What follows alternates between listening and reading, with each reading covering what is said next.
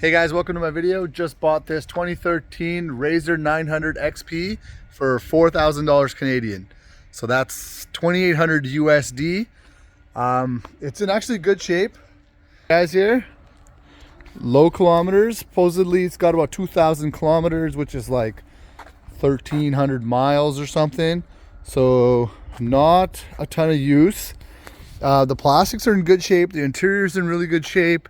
There is some spray canning done. I think there was some rust on it.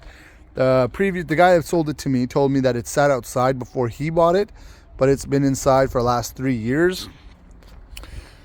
It's in very good shape overall. I don't see any issues with the suspension or anything, but obviously something's wrong with it. $4,000, Razor, what is wrong with it? So the previous owner decided to drive it through a very, very deep mud pit.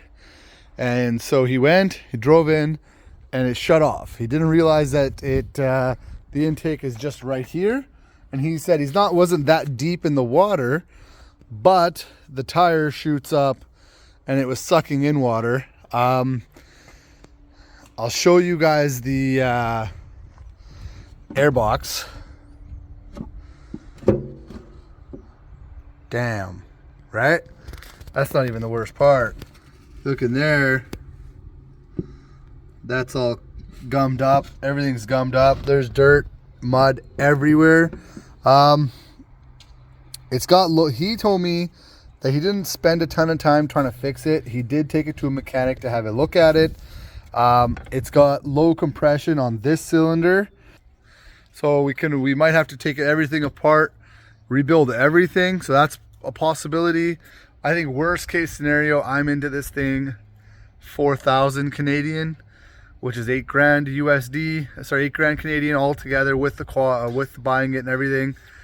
That's like buying a Razor with a new engine for $7,000 US, 900, which is pretty good. I'm still looking. They're selling about 11 to 13 here right now, 11 to 15. So overall, pretty good deal still.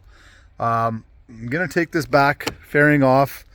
I'm gonna take it all off, wash it today, and that's the plan.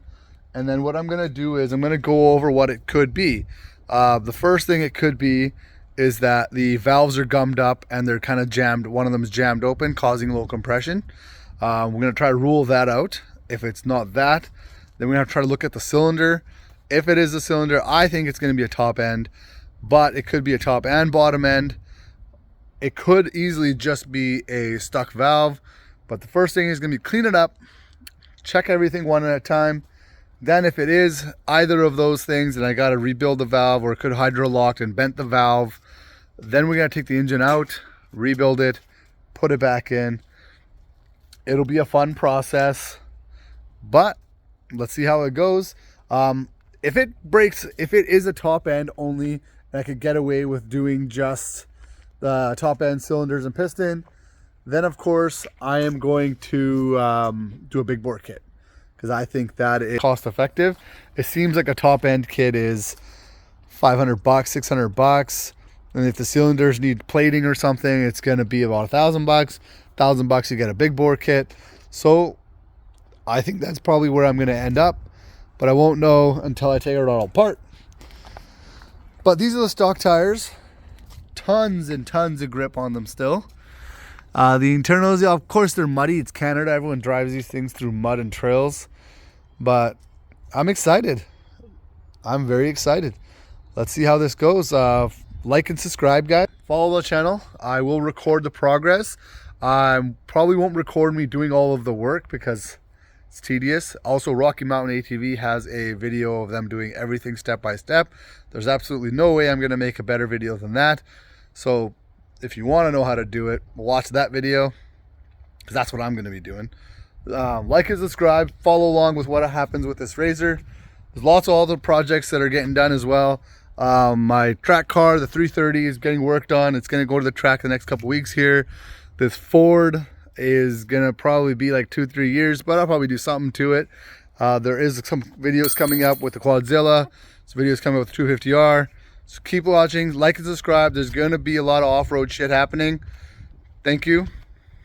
Till next. All right, guys. So got the covers off. Took all the covers and fender flares off.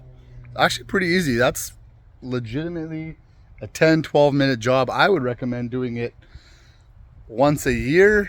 It's really not that bad. But the reason I started recording again and kind of trying to tell you, try to kind of add to the back of the last video, is because I just got finished washing it and I got ready to take the clutch cover off, and it was absolutely hilarious. Check this out. What do you guys think? Got my work cut out for me or what?